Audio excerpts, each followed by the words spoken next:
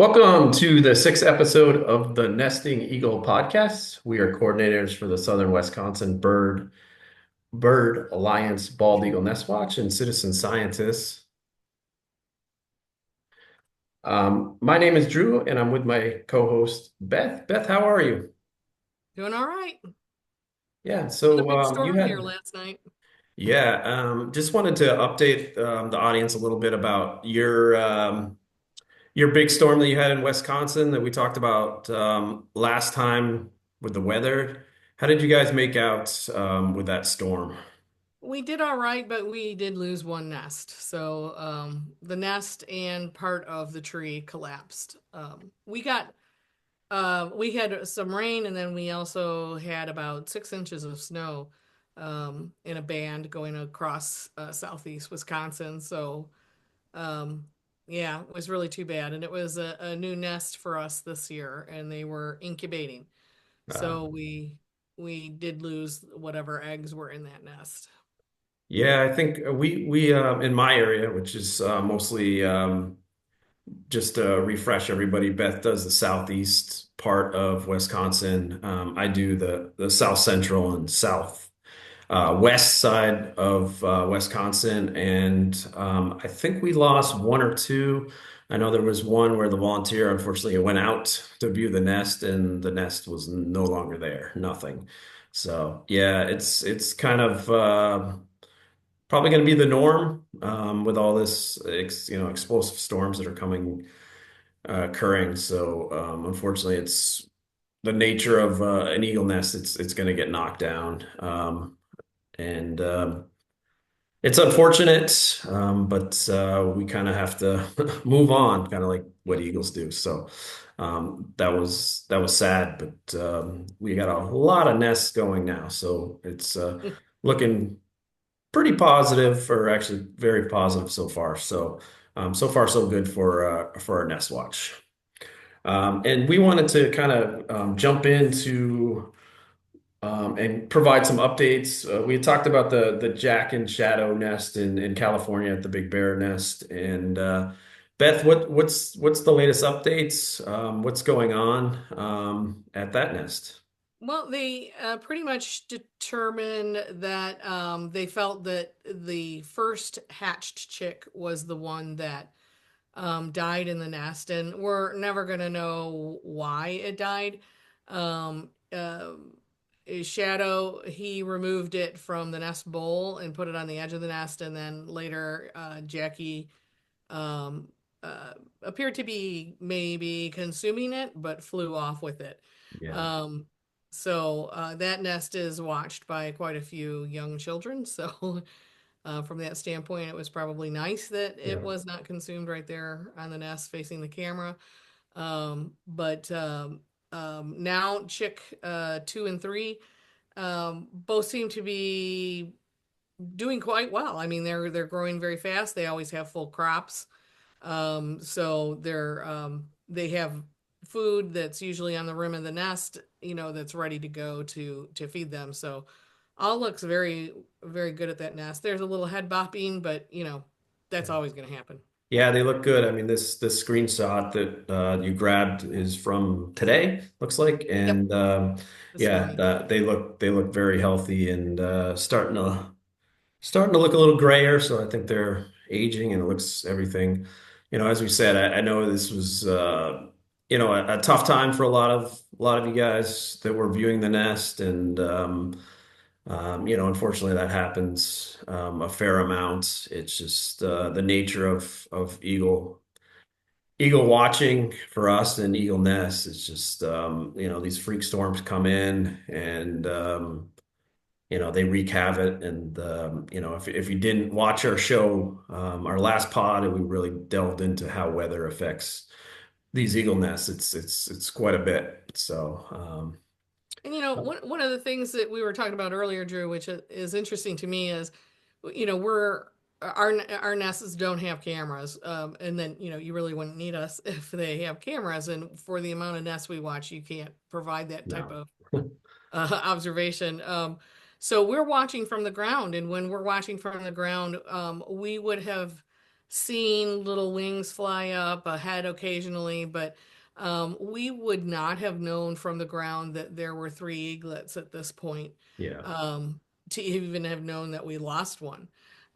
So when you watch from the ground, until they're really standing up where you can get a view of feeding and how many little beaks might be rising up to get that feeding, um, you want to make sure you're seeing three beaks at a time Yeah. before you want to call a tally of the number of birds in the nest. And, that hadn't happened by the time that the first Yeah. eaglet was lost. So um, that's part of the benefit of being able to watch a nest camera is to see everything going on.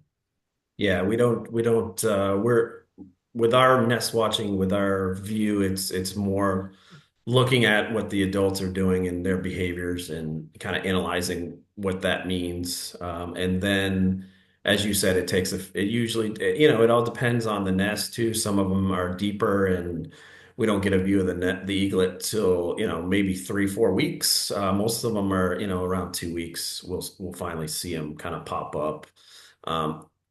Sometimes earlier, but it's usually, hard to tell until they get a little bit bigger. Like the ones that Jackie and Shadow have now, that age.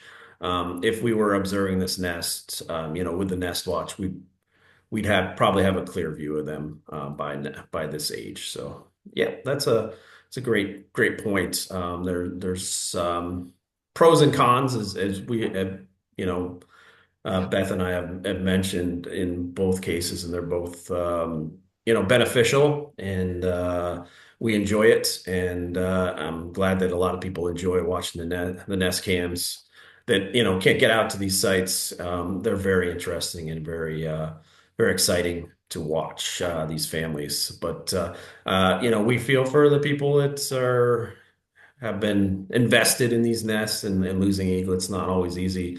We go through that a lot too, out in the field, but as we mentioned, the eagles move on, and we can kind of take a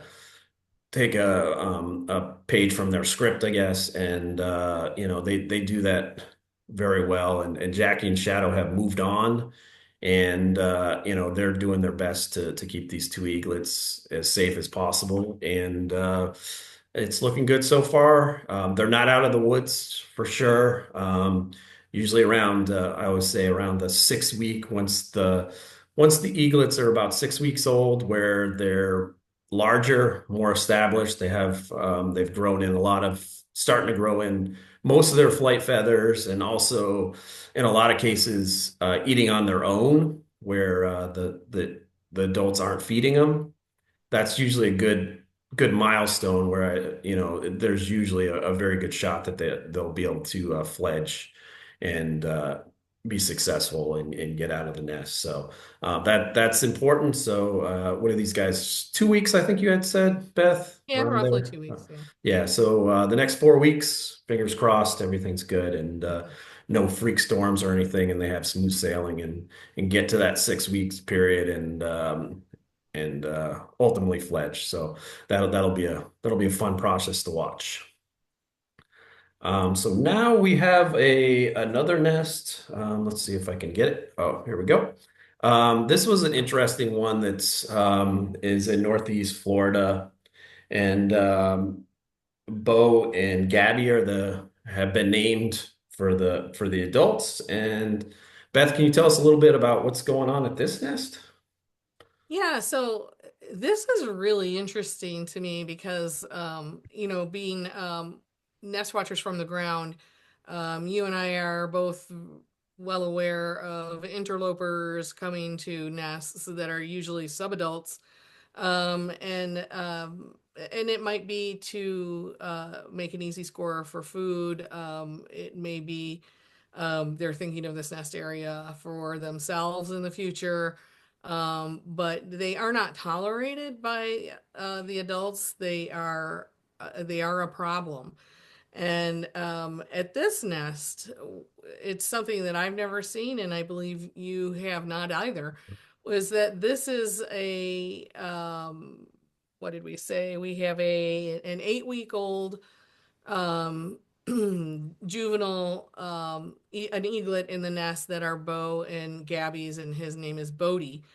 And then the other eaglet in the nest is a juvenile who is a few weeks older than Bodie, who has come to this nest and has been chased off several times, but it has been fed once by Gabby. Um, and he sort of regularly takes the food from Bodie.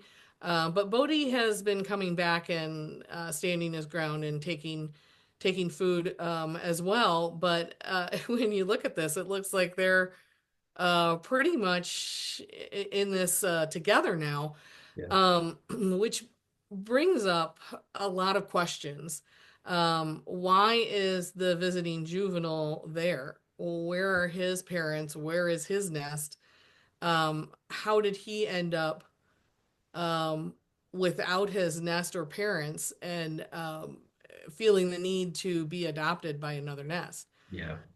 Um, so, there are cases where this happens. It could have been the nest got knocked down and the adults just left, or it could be the adults were really young and didn't know that just because their offspring fledged, that they still didn't have work to do. And I know you kind of feel the same as me, that the best nests are the ones where once fledging has occurred, the adults continue to teach the fledglings skills in hunting and important uh, things to learn, like even how to steal food from one another, Yeah. and how to survive in this world. And so our most successful nests are the ones where the adults stick around the longest. So whereas Bodie's visitor here would normally be seen as not a good thing, I think in the case of this eaglet, it might be a good thing that he is being semi-adopted by Gabby and Beau. As long as he doesn't lurk to do harm to Bodie, um, it'd be good for him to learn whatever he was lacking, Yeah. from his new adoptive parents. So it's very curious. And I think if the adult eagles wanted him gone, it would be gone. Yeah, it's a really this is really interesting, and this is where as Beth and I have talked many a times, we wish we could get into their brains and figure out what Yeah. was going on, or if we had like a way of talking, we could speak eagle to them. But this one's just fascinating because most of the times you get these intruders, they're older birds. They're two, they're three, they're subadults. They're looking for quick meal, and they'll go into the nest, grab something, and then most of the time you don't even see them again. It's a one-off. Sometimes you'll see one kind of hang around a little more, especially if the adults are not, I guess, as good on their defense, and they're letting this one stick around, that you'll have that. But um, I have, this is just, it's really interesting. I'd love to be on the ground around this nest. Like, where did this guy come from? There's got to be a nest fairly close by that he came from. And, The people knowing, oh, running the nest cam think he's about 3 to 5 weeks older than yeah. Bodie. That's it. Yeah, so he's in theory, if he's what, say 11, 12 weeks, Yep. most of the nests are in that 10 to 11 week is a typical fledge. They are capable at 8 weeks of fledging. That's pretty rare. Could it be an instant where he or she fledged a little bit early, and that might have caused some issues where this one fledged at 8 weeks and then couldn't find its Nest. nest or its parents, and then just happened upon this nest. It's just, I think there's a lot of questions. It's very interesting. I'm excited to watch how this plays out. Hopefully it plays out well. Um, What's been going on for a couple weeks now. yeah, yeah. So So, it looks like that, and it kind of, when I was seeing this, I kind of delve into,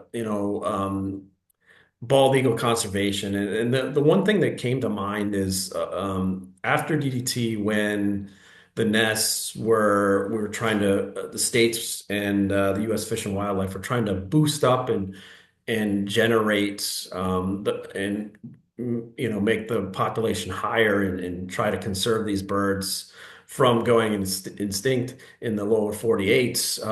I know, and I think other states did it, but I know New York State did this because I've talked to a few of them and read some books about this.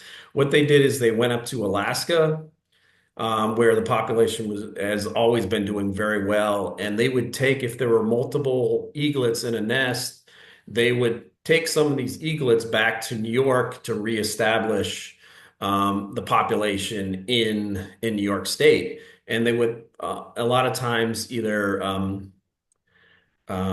they would use boxes that they would kind of artificially raise these eaglets, but in a lot of cases, they'd either do one of two things. They would put them in established nests with established pairs, and they would actually adopt them, even though they're not their eaglets.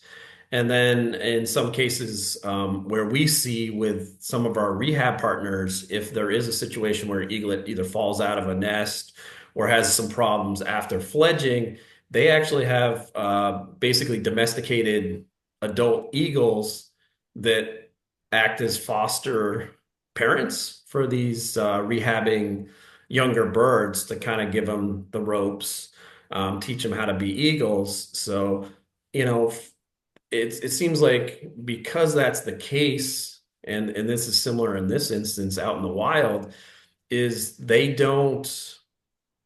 don't think they don't discern that these are my eaglets. These are ones that I've Right. raised. They kind of adopt, and they've been known to do that. And another crazy incident that's happened a couple times that's been documented with bald eagles is red tail, like young red tails, nestlings, were brought into a nest. As food. Yeah, most likely as food, probably 100% chance that they're food.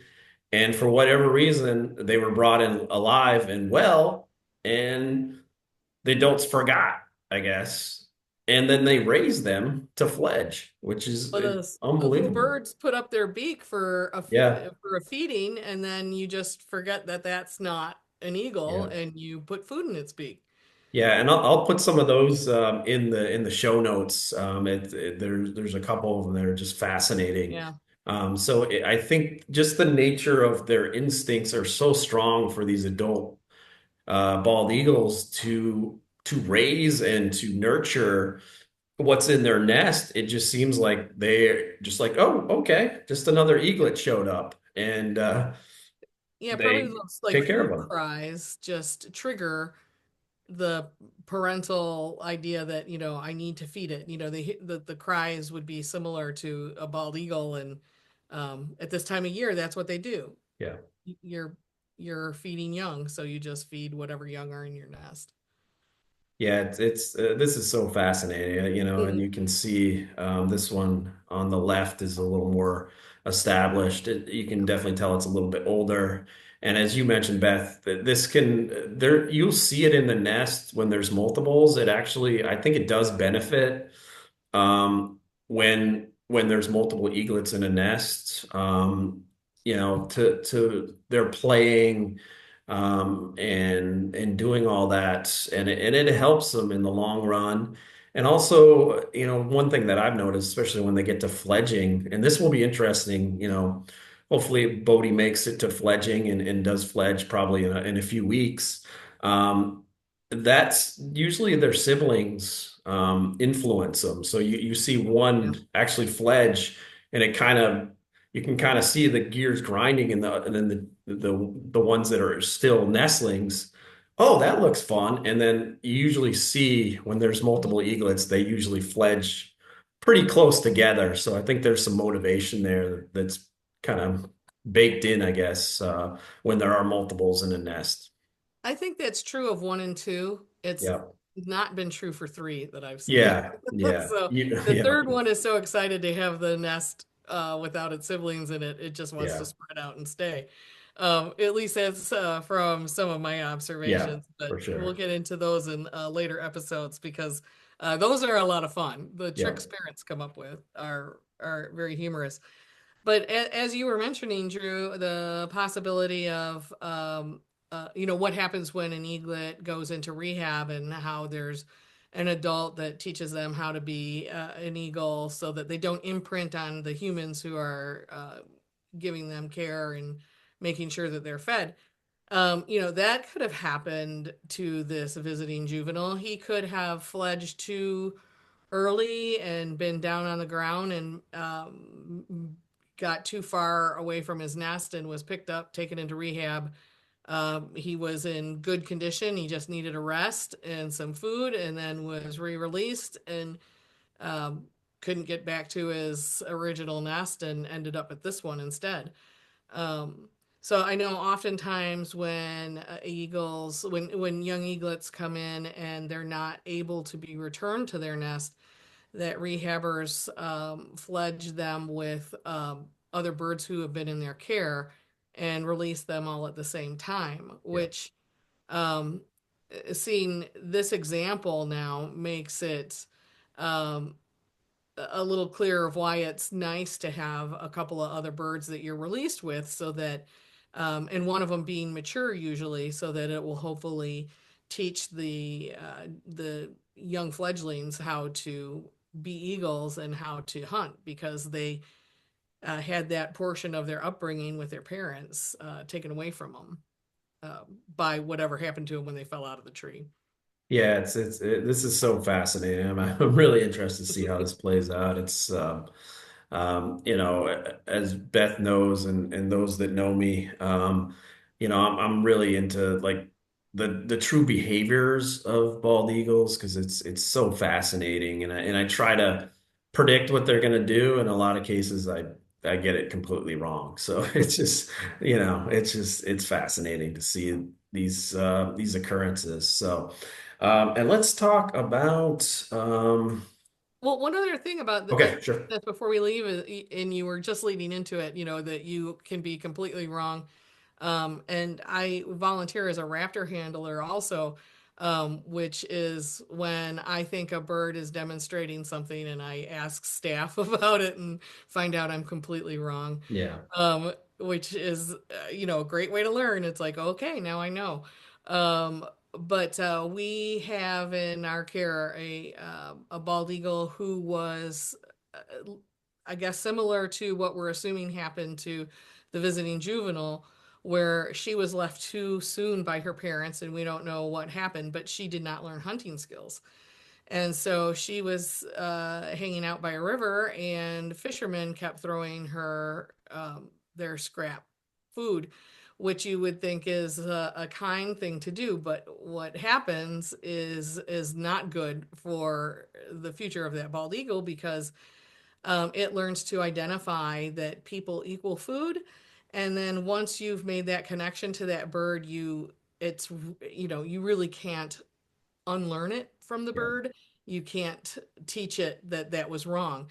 So what was happening is once the fishing season was over with, the this bird started landing at picnic tables and wanting their ham sandwich from the Yeah. picnic basket as well, which you and I might think, oh man, that would be so cool. But yeah, I don't know that I want to see that 6 to 8 foot wingspan coming at Yeah. me at a picnic table, No. and it was deemed unsafe for her anymore, and it was deemed unsafe for the public. And so she has a permanent home with us. But it was a situation like this visiting juvenile that um, instead of him going to a river where he is coming into contact with humans who are feeding him, he at least did the right thing in coming to a nest, identifying his own kind, and persevering and hanging out at this nest so that um, he can have a future life as a wild and free bald eagle. Yeah.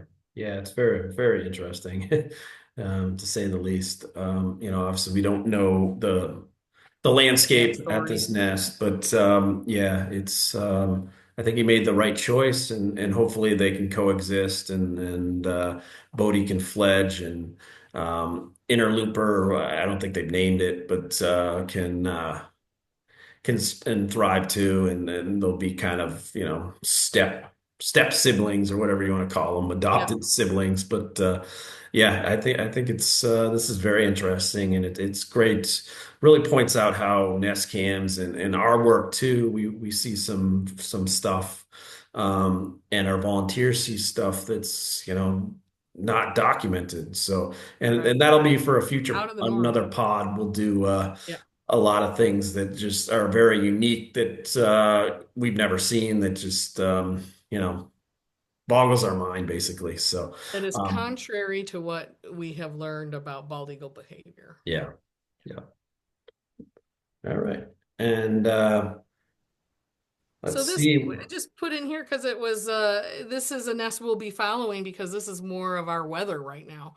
And they are at the same place that our eagles are at up here. We're jumping ahead of ourselves by looking at some of these warmer area nests, but this is the Decorah North nest. Um, and they just had their first pip today, Yeah, so yeah, it was exciting. I saw that. and Yeah, I don't remember. I guess I didn't really note it in the notes. Whether I think they're on three yeah, eggs, but yeah. I I'll think you're right. double I check think that. I think it is three at this Okay. nest. So yeah, it's exciting. Raptor Resource Project does amazing thing. We're actually fairly friendly with them as well, with the Nest Watch, with them being close. We've definitely talked to them about avian influenza and shared data with them as well. And they do a great job with their nest cam, so we highly recommend watching the Raptor Resource Project's nests. I think what do they have, Beth? Is it six now? Six or seven? I don't Yeah. know, but I just know the resources, the information they put out on bald eagles on their website um is fabulous. So Yeah, they're definitely if I got a question I can't answer, they are definitely one of the first that I'll check with because they're amazing. They just have so much information on eagles and have collected so much data and cool facts about eagles and other raptors too as well. They do a lot of good projects, so they're a great group. So congratulations to them. It looks like they'll have hatchlings soon. Hopefully within the next few days, they'll have one eaglet, and then the other two should follow suit right after that, pretty soon. So probably within the next, I don't know, about a week or so, they should have. If everything goes right, they should have three eaglets in the nest. So that'll be great to we'll keep watch. checking back on them as Yeah, we yeah, do our continue our podcasts. yeah, sure. And I think this is another one of the RRP nests. This is actually, Beth, you were Wisconsin. saying this is the only one in nest cam in Wisconsin. So this is Yeah. our home state. So we have a little pride in this one for sure. Um, and Mr. and They're Mrs. T yeah. is the nest. And what's going on over there? Neither, well, first of all, I have to say, neither Drew or I are going to try to say the name We're of the not, town no. that this is named after. It will live in posterity forever. So somebody's going to have to say it to us before we'll ever say it. But it's Mr. and Mrs. T, which, of course, I go back to the Rocky movies. But anyway, she is on eggs, and the PIP watch is April 9th. So that's when incubation has gone on. For the shortest amount of time that it's possible that an eaglet could um, start What, working its way out of the egg. Um, so yeah, because this is Wisconsin and this is along the Mississippi River, not too far from the National Eagle Center, which is on the Wisconsin side. I mean, on the Minnesota side. Um, so this is an S cam that we're definitely going to follow. So they're a little, maybe a, well, actually, they're really not that far behind us. We have eaglets that have already been seen in, in our from the ground watching, but not a lot. So, we're getting to the point where we're going to start seeing more eggs hatching. Yeah, and it's pretty common. We have, I think, last count, I think we're in about 30, high 30s of the counties in Wisconsin that we have volunteers and that we're observing nests. This is not one of them. This is kind of up near the Minnesota border, as Beth mentioned, on the Mississippi. We haven't gotten up to that area yet. Maybe someday, but there's definitely a about a 2 week change when you go from northern Wisconsin down to where we are in the south, and the southern nests are usually about 2 weeks ahead of those northern nests, just simply by the weather. Up in the northern Wisconsin, it gets warmer a little bit later. Those lakes, those beautiful lakes that are up there. It takes a little bit longer for them to open up. So, and that's where the eagles can thrive if they have an open lake and they can fish by their nest. That's ideal. So it usually tends to take a little bit longer for them to get going, and it'll be interesting to watch this nest along with our nest that we have in the program to kind of compare notes. The time is going to be very similar to what we're seeing in southern central Fox Valley and the other areas that we cover with the bald eagle nest watch. So that should be an interesting one, and we'll definitely be updating this one as well as we go. So excited to see what happens with them as well. Yeah, it's nice to have at least one nest cam in Yeah. Wisconsin. So I wonder if there are any in Illinois. I'm not curious. I believe there was that trio nest, and I believe that had a nest cam, but I think if I remember correctly, they changed trees, and I don't know if they ever got it in. I don't know if they have one. If I remember correctly, I think there was a problem. It's um it with nest cams, and we've looked into it a little bit. You have to have ability to to provide power, to provide internet, and it also has to be more stable. So if there isn't a place to put the cameras to get the view, it can be a problem too. So if I remember correctly, they changed to a tree that just wasn't suitable for a Nest Cam. Mm. Don't quote me on that. I think that's what happened there. So, but I know we'll look into that one too. we had a three eagle nest in Iowa too. Yeah. Wasn't it a Decorah nest also? That I don't believe. Yeah, Oh, maybe it we'll was. check into it Yeah, for yeah, we'll look into it. yeah. We're swimming out of in a different expertise, not one that we have done research on, but we'll look into Yeah. that. Hopefully, people enjoy us kind of using our expertise with the Nest Watch and kind of explaining what's going on in these eagle cams. We, please like our videos and subscribe and follow us. We're always here for questions as too. So if you see us on socials or even in the YouTube videos, I know Beth has answered a few questions that people had. You know, shoot them in, ask the questions. We have over 20 years of experience doing this, so if we don't know the answer, we definitely have the resources to find out, what's going on. So Yeah. we're excited to really um, provide Research this something, information for people. Yeah. Yeah. So we have one more. Yeah. And Murphy, we were actually, it was kind of weird. We were talking about this, and then unfortunately he passed away. What's the story with Beth for the viewers? They don't know what happened. He just sustained a head injury and was found deceased. And it was during that bad storm on Sunday. He was fine that evening, and then Monday morning, he was no longer with us. and they don't know what caused the head injury. All the other raptors were fine, and there was nothing displaced in his Mew, so it is unclear. But Murphy has to be one of the most popular eagles Yeah. in this country after he started to incubate that really lumpy rock that Yeah. he decided was going to be his surrogate egg. Yeah. I think And he then didn't he go, I think that went viral. it did, yeah, Yeah. yeah. Yeah. So it was kind of a shock to see that he was gone.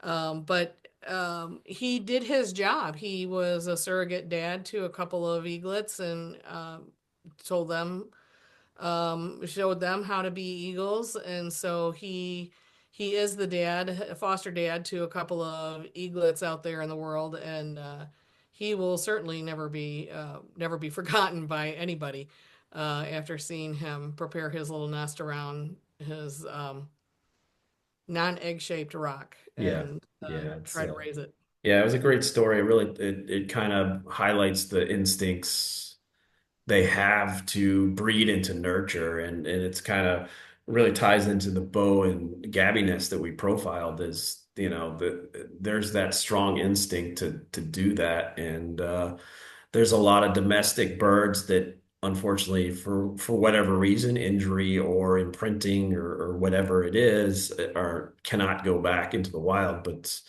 they still play a major role in helping, especially at rehabbers, helping to raise and to nurture eaglets, orphan eaglets, basically. So that's rest in peace, Murphy. That's you did a great job, and it's there's a lot of those birds in there that are domesticated that help out.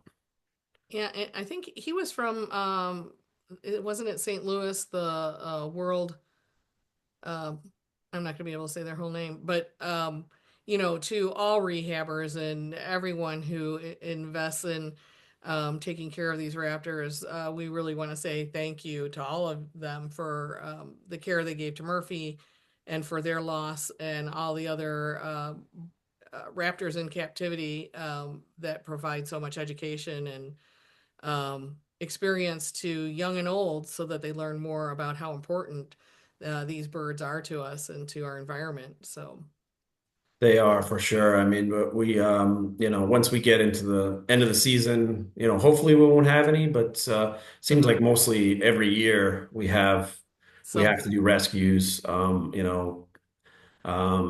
for whatever reason, if the nest collapses or they fledge too early or weather or whatever it is, that a lot of times we have to rescue these eaglets, and send them to our rehabber friends, and they use these birds, these adults, as adoptive parents that help them to be released and hopefully thrive in the future as eagles. So. Yeah.